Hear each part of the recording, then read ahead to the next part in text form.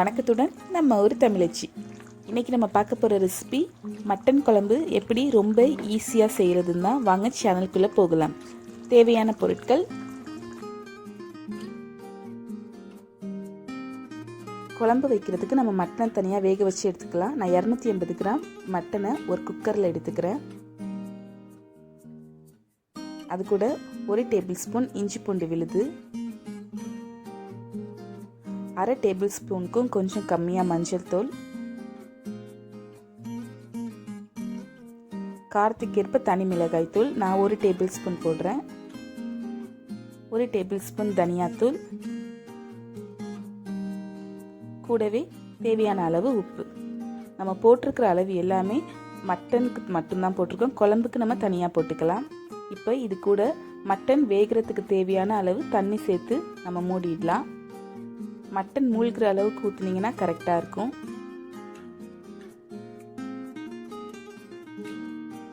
பாருங்க, ரொம்ப தண்ணி வச்சிடாதீங்க. இப்போ குக்கரை மூடி 5லேருந்து 6 விசில் வச்சு நம்ம ஸ்டவ் ஆஃப் பண்ணலாம்.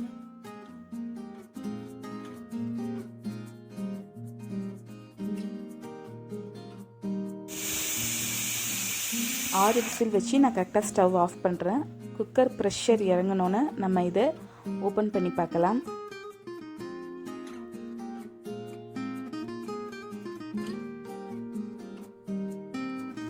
மட்டன்லாம் ரொம்ப நல்லா வெந்திருக்கு பாருங்க. அடுத்து நான் குழம்புக்கு 1 கப் தேங்காய் துருவல் எடுத்துக்கிறேன். அது கூட 1 டேபிள் ஸ்பூன் பெருஞ்சீரகம் சேர்க்குறேன். இது கூட கொஞ்சமாக தண்ணி சேர்த்து கொஞ்சம் குறைன்னு நம்ம அரைச்சி எடுத்துக்கலாம்.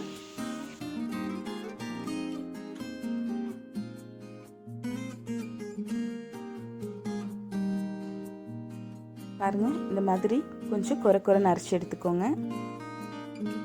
அடுத்து குழம்பு செய்கிறதுக்கு நான் ஒரு கடாயை சூடு பண்ணி அதில் கொஞ்சமாக எண்ணெய் சேர்க்குறேன். எண்ணெய் சூடானதும் அதில் 3 கிராம்பு கொஞ்சமாக பட்டை சேர்த்துக்கலாம்.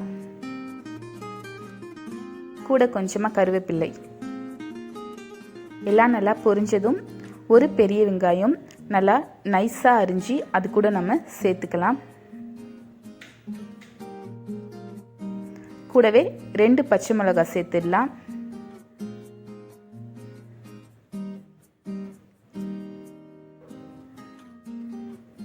வெங்காயம் பாதி வதங்கினதும் அதில் 1 டேபிள் ஸ்பூன் இஞ்சி பூண்டு விழுது சேர்த்துப்போம். இஞ்சி பூண்டு விழுதோட பச்சைத்தன்மை போனதுக்கப்புறம் 1 தக்காளி மீடியம் சைஸில் நல்லா நைஸாக அரிஞ்சு சேர்த்துப்போம். தக்காளி வதங்கினதும் நம்ம குழம்புக்கு தேவையான மசாலா தூள் சேர்க்கலாம். நான் 1 டேபிள் ஸ்பூன் குழம்பு மிளகாய் தூள் சேர்க்குறேன். இது கூட 1 டேபிள் ஸ்பூன் கறி மசாலா தூள் சேர்க்குறேன். கறி மசாலா தூள் வீட்டிலே இது பண்ணது, நீங்கள் ரெடிமேடாக கிடைக்கிறது கூட வாங்கிக்கலாம். குழம்புக்கு தேவையான அளவு உப்பு எல்லாத்தையும் சேர்த்ததுக்கப்புறம் ஒரு 1 நிமிஷம் இதை நல்லா வதக்கிக்கோங்க. அடுத்து நம்ம வேக வச்சு எடுத்து வச்ச மட்டனை இதில் சேர்த்துடலாம். அந்த தண்ணியோட இதில் சேர்த்துக்கோங்க.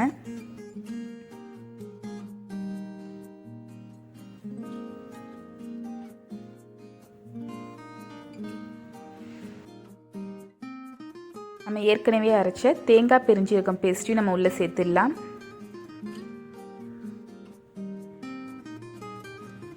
எல்லாத்தையும் சேர்த்ததுக்கப்புறம் உங்களுக்கு தேவையான அளவு தண்ணி வேணும்னா சேர்த்து இதை மூடி 10லேருந்து 15 நிமிஷம் நல்லா கொதிக்க விடுங்க. அப்போ தான் மசாலாவோட பச்சைத்தன்மையெல்லாம் போகும். கரெக்டாக நான் 15 நிமிஷம் கழித்து இதை திறக்கிறேன். ரொம்ப சூப்பரான மட்டன் குழம்பு இப்போது ரெடி ஆயிடுச்சு. மட்டன்லாம் வெந்து நல்லா குழம்பு கரெக்டான கன்சிஸ்டன்சியில் வந்திருக்கு. ஸோ இப்போது லாஸ்ட்டாக நான் இதில் வாசனைக்காக கொஞ்சமாக கொத்தமல்லி இலைகளை தூவுறேன். உங்களுக்கு இன்னும் கொஞ்சம் குழம்பு கெட்டியாக வேணால் தேங்காய் பெருஞ்சீரகம் பேஸ்ட் இன்னும் கொஞ்சம் சேர்த்துக்கோங்க. குழம்பு ஃபுல்லாக ரெடியானதுனால நான் இப்போ ஸ்டவ்வை ஆஃப் பண்ணுறேன்.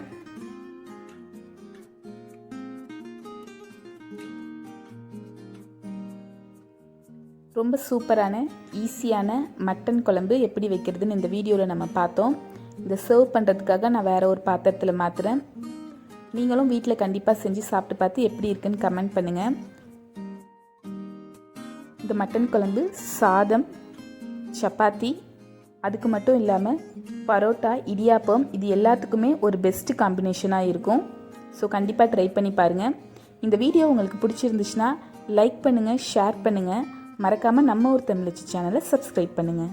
மீண்டும் மற்றொரு வீடியோவில் சந்திப்போம்.